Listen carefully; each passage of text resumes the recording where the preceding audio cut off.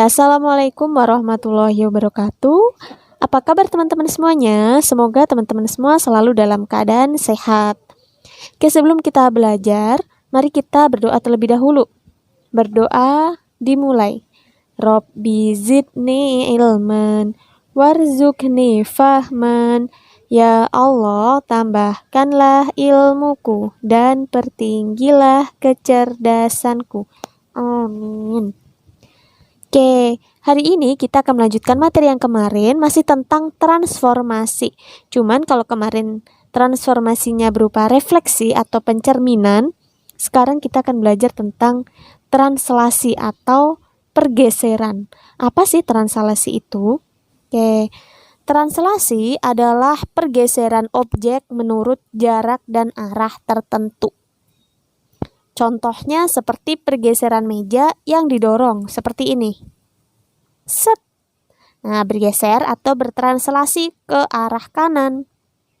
Nah, dalam translasi itu ada yang namanya vektor translasi. Seperti ini. Jadi, vektor translasi itu misalkan suatu benda bergerak sejauh A, B. Maka A, B disebut dengan vektor translasi. Nah, A, B ini bisa ganti ya bilangannya tergantung soalnya. Bilangan pertama ini menandakan bahwa suatu benda atau titik bergeser ke arah samping, ke kanan atau ke kiri. Sedangkan bilangan kedua, yang B ini, menandakan titik atau suatu benda bergeser ke atas atau ke bawah. Nah, bagaimana cara menentukan ke kanan atau ke kiri, ke atas atau ke bawah? Kita lihat tanda dari bilangan tersebut. Jika bilangan A ini tandanya positif, maka bergeser ke kanan. Jika tandanya negatif, maka bergeser ke kiri. Kemudian yang B itu jika tandanya positif, bilangan positif, maka bergeser ke atas. Jika tandanya negatif, maka bergeser ke bawah. Selanjutnya, langsung masuk ke contoh pada bidang koordinat kartesius. Suatu titik min 3,2 ditranslasikan sejauh 4,1. Berarti kita gambar dulu. Titik min 3,2 itu di sebelah mana? Ya, di sebelah situ yang berwarna merah, min 3,2.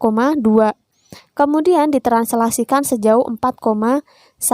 Berarti 4,1 ini merupakan vektor translasinya. 4, bilangan positif. Berarti digeser ke kanan atau ke kiri? Ya, digeser ke kanan sejauh 4 satuan. Set.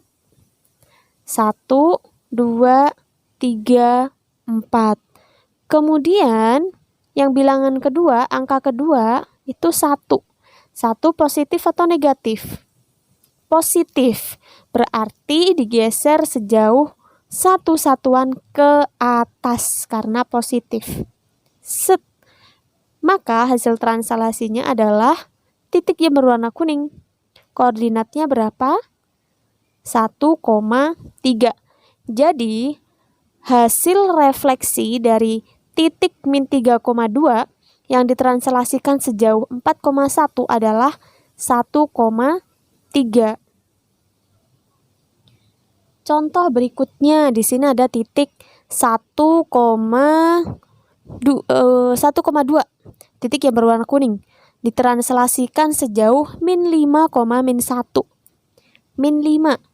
Min 5, bilangan pertama bertanda negatif, berarti ke kiri atau ke kanan? Yap, ke kiri karena negatif sejauh 5 satuan. 1, 2, 3, 4, 5. Kemudian bilangan kedua adalah min 1, tandanya negatif, berarti ke atas atau ke bawah? Yap, ke bawah karena negatif sebanyak 1 satuan. Maka hasil translasinya adalah titik yang berwarna merah, yaitu min 4,1. Itu hasil dari translasinya. Contoh 3, selanjutnya ada titik 0,-1. 0,-1 di mana? Ya, di sebelah sini ya. Titik yang berwarna kuning. Kemudian ditranslasikan sejauh min 3,2. Maka vektor translasinya adalah min 3,2. Min 3 bilangan pertama digeser ke kiri atau ke kanan? Ke kiri karena tandanya negatif. 1, 2, 3. Kemudian di sini bilangan kedua atau angka kedua adalah 2. Berupa bilangan positif. Berarti digeser ke atas. 1, 2. Jadi titik hasil translasinya adalah titik yang berwarna merah ini. Berapa koordinatnya? Yaitu min 3,1. Oke, itu merupakan translasi titik pada bidang koordinat kartesius. Selanjutnya, bagaimana kalau misalkan yang ditranslasikan itu bukan sebuah titik, tapi sebuah bangun datar. Misalkan di sini bangun segitiga ditranslasikan sejauh 6,-3. Segitiganya seperti ini nih, misalkan. Nah, pada suatu bangun datar itu kan terdapat sudut, titik-titik sudut. Nah, langkah pertama kita translasikan dulu titik-titik sudutnya. Misalkan pada segitiga ini ada 3 sudut. 1, 2, 3. Kita translasikan satu persatu. Oke. Pertama titik yang paling atas. Kita geser jauh 6 satuan ke kanan. Karena ini angka pertama bertanda positif, jadi gesernya ke kanan. 1, 2, 3, 4, 5, 6. Kemudian digeser lagi sejauh min 3. Bilangan kedua min 3, tandanya negatif, berarti bergeser ke bawah. Oke, 1, 2, 3. Ketemu titik sudut yang pertama adalah ini. Kemudian titik yang kedua di bawahnya kita translasikan juga sejauh 6,-3. Set, ke kanan 6, ke bawah 3, ke bawah karena negatif. Ketemu titiknya di sini. Selanjutnya titik yang terakhir. Oke, ke kanan 6. 1, 2, 3, 4, 5, 6. Kemudian ke bawah sebanyak 3 satuan, ke bawah karena negatif. 1, 2, 3. Jadi titiknya ada di situ. Nah, setelah semua titik sudutnya kita gambar, kita hubungkan dengan garis. Set. Nah, jadi bangun yang kuning merupakan hasil translasi dari bangun segitiga yang berwarna merah sejauh 6,-3. Nah, bagaimana? Sudah paham kan? Kalau misalkan belum paham, bisa langsung ditanyakan ke ibu ya. Bisa lewat private chat atau langsung ditanyakan di grup juga nggak apa-apa. Langsung ditanyakan aja. Kemudian, nah, kita tadi telah belajar bagaimana cara mentranslasikan secara geometri atau ya kita gambar-gambar gitu. Nah, selain secara geometri, kita bisa mencari koordinat hasil translasi melalui cara aljabar. Seperti ini. Nah, secara aljabar, rumus translasi titik pada koordinat kartesius adalah x aksen, y aksen sama dengan x plus a, y plus b.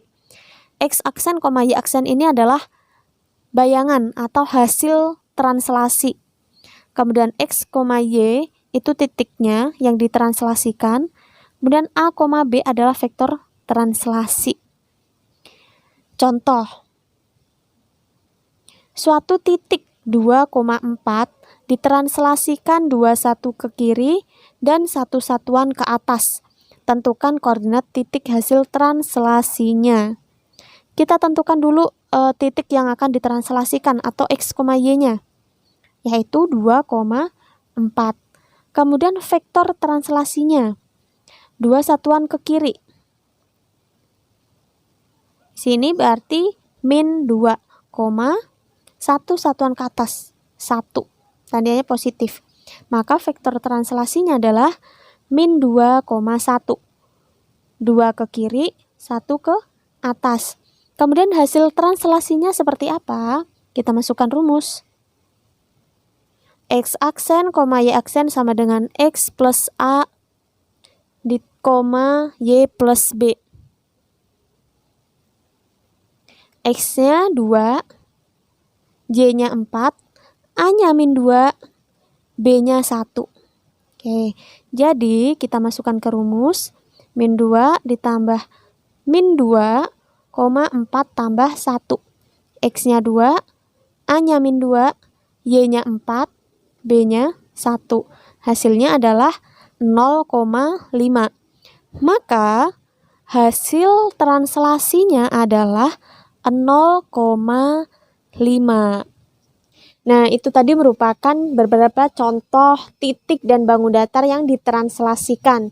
Jadi dapat kita simpulkan, untuk mencari hasil translasi kita punya dua cara. Yang pertama, secara geometri atau kita gambar lah. Titiknya kita gambar, terus gesernya berapa kita gambar. Kemudian cara aljabar. Secara aljabar berarti kita pakai rumus yang tadi.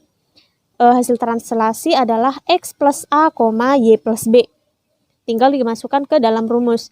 Nah, ketika kalian mengerjakan soal tentang translasi, terserah kalian mau pilih cara yang mana. Kalau lebih mudah pakai cara geometri, silahkan pakai gambar-gambar. Kalau lebih mudah secara aljabar, pakai rumus tadi, silahkan pakai rumus tadi secara aljabar. Kemudian dalam suatu translasi, kalau kemarin sifat refleksi itu bentuknya tidak berubah, ukurannya pun juga tidak berubah. Dalam translasi, apakah ukurannya berubah dan bentuknya berubah? Tidak, berarti sifat dari translasi yang pertama adalah ukurannya tetap, bentuknya tetap tidak berubah. Sifat yang kedua, dalam translasi kan cuma digeser nih, misalkan dari sini, set digeser ke sini. Arahnya tetap sama. Kan kalau kemarin refleksi, arahnya berbalik kan, terbalik. Kalau yang translasi, hasil translasinya ini arahnya tetap sama. Misalkan ke sini, geser ke sini, tuh tetap sama arahnya. Kalau arahnya berbeda, berarti itu bukan hasil translasi. Oke, itu aja materi tentang translasi pada hari ini. Semoga teman-teman bisa memahami materi yang Ibu sampaikan. Jikapun belum paham, bisa langsung ditanyakan, oke? Bisa lewat private chat, atau bisa lewat grup juga boleh. Atau kalau misalkan mau tanya ke temen dulu, boleh, silahkan asal temennya mau ditanyain ya. Oke, itu aja dari Ibu. Terima kasih. Assalamualaikum warahmatullahi wabarakatuh.